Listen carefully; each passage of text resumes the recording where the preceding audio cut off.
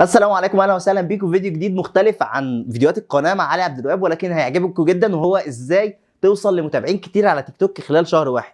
ده اكونتي، وصلت دلوقتي ما شاء الله لحد 63000 تمام فولور زي ما انت شايف. كل ده في شهر واحد الحمد لله. فتعالى اقول لك ازاي وايه الخطوات اللي اتبعتها عشان نوصل لده. فقبل ما نبدا الفيديو الجامد جدا ده، ما تنساش تعمل لايك للفيديو عشان يوصل لاكبر عدد من الناس. ولو انت لسه مش مشترك في القناه ادخل اشترك حالا، عشان باذن الله تعالى في طريقنا لربع مليون مشترك هنا وعلى تيك توك قربنا من 100000 ان شاء الله. بس كده يلا بينا على الفيديو الرايق ده.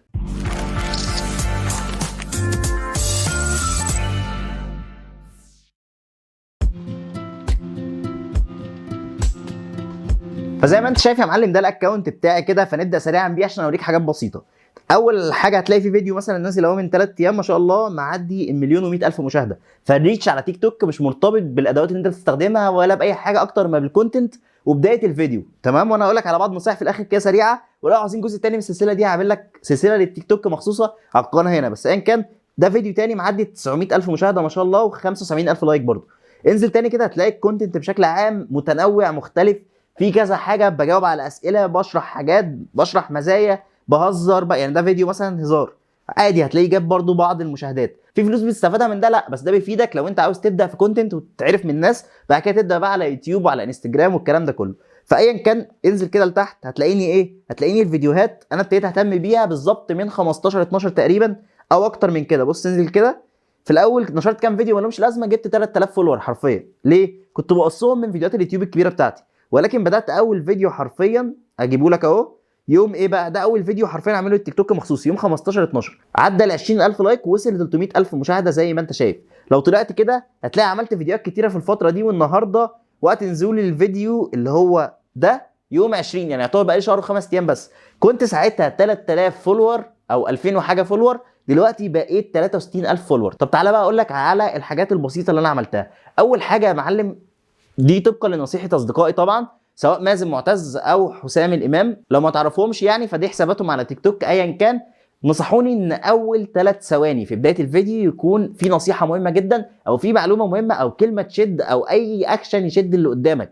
لان انت وانت بتسكرول في تيك توك لو لقيت معلومه مش مفيده في اول 3 ثواني بتقلب على طول، فانت لازم تلحق كده المشاهد في اول 3 ثواني. دي اول حاجه تهتم بيها. تاني حاجه الاضاءه بتاعتك لازم تكون كويسه. هتقول لي انا لازم اجيب اضاءه زيك يا عم، انا معيش فلوس. وكلنا عادي، ما معناش مش مشكله، جيب لمبه يا سيدي وجهها بشكل معين. دور على الموضوع ده على النت، هتلاقي ناس كتيره تعمل باقل من 50 اقل من 20 جنيه اضاءه على وضعها جدا، مفيش اي مشكله. يعني الاضاءه اللي ورا دي، اللمبه دي تقريبا سعرها 15 او 12 جنيه اللي ورا اللاب دي، اللي عامله الشغل ده مثلا في السيت اب بتاعي مثلا.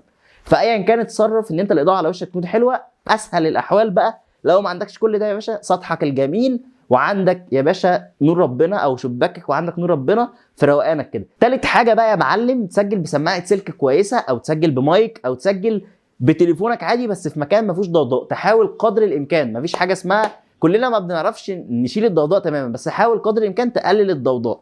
رابع حاجه وده الاهم، تصور كونتنت فعلا مفيد للناس، وتاكد ان انت تقدمه بطريقه مختلفه، بطريقه روشه، ما يبقاش سخيف ولا انت مثلا دمك خفيف اوفر، لا خليك وسط كده عادي، هزر وفي نفس الوقت تقول كلام جد. خامس حاجه وممكن اتلخبط في العد، ولكن ايا كان انت فاهم قصدي، الاستمراريه. استمر دايما، حاول تنزل فيديو 2 3 4 في اليوم، مفيش مشكله. بالعكس تيك توك بيدعم ان انت تنزل 10 فيديوهات في اليوم بدون اي مشاكل، عكس يوتيوب هنا اخرك 2، ولو نزلت 3 بتضرب اليوم الثاني ما ينفعش تنزل، لان يوتيوب ما بيحبش الكونتنت كريتور ان هو ينزل اكتر، او اللي هو مصنع محتوى ينزل اكتر من فيديوهين 3 في اليوم، ده يبقى كتير بالنسبه له. اخر حاجه ظبط بقى يا معلم الكلام اللي انت بتقوله وطريقه كلامك. واحد هيقول لي طب انا بتكسف قدام الكاميرا، ما تتكسفش وخليك جريء كده وبص للكاميرا كده زي ما انا باصص للعدسه على انها واحد صاحبك انت بتحكي له حاجه. الموضوع فعلا هيفرق معاك نفسيا وهتعرف تعمل كل حاجه بكل سهوله. جرب مره واثنين وثلاثه هتلاقي الموضوع ظبط معاك. وفعلا الموضوع ده بيفرق جدا في ايه بقى، بيفرق قدام ان انت الناس تتابعك على انستجرام وتتابعك على يوتيوب لما تعمل يوتيوب. انا اي نعم عامل يوتيوب وبدات مؤخرا على تيك توك بقالي شهر زي ما بقول لك. طب بدات ليه؟ بدات لان الناس بتوع تيك توك جمال جدا، وفعلا الناس لطيفه كده وتعرف تاخد تدي معاهم، والكوميونتي هناك لطيفه فعلا، وصناعه المحتوى اسهل بكتير من يوتيوب. طبعا مش هوقف يوتيوب اكيد، ولكن دي حبه نصايح سريعه كده ازاي تبدا على تيك توك وتعرف توصل فعلا للناس. وطبعا توفيق ربنا الاساس في كل ده، طبعا من غير توفيق ربنا مش توصل لاي حاجه. بس كده يا معلم، دي كانت كل حاجه. لو حابب نعمل سلسله على القناه ازاي تعمل كل حاجه في تيك توك بالظبط، وازاي تبقى مشهور فعلا، تتحول من شخص عادي لشخص مشهور بسهوله وبدون اي مشاكل. قول لي تحت في الكومنتات وارد عليك باذن الله، واعمل لك فيديو مخصوص عن الموضوع ده. ولو مش تابعني على تيك توك طبعا او انستجرام، عيب قوي بقى، انا لسه بقول لك ايه، هتلاقي اليوزر نيم علي_عبد الوهاب7، ده اليوزر نيم بتاع الاكونتين سواء تيك توك او انستجرام. روح تابعني على الاثنين، وان شاء الله في محتوى عظمه الفتره الجايه. بس كده كل حاجه، اشوفكم في فيديو جديد باذن الله قريب. سلام.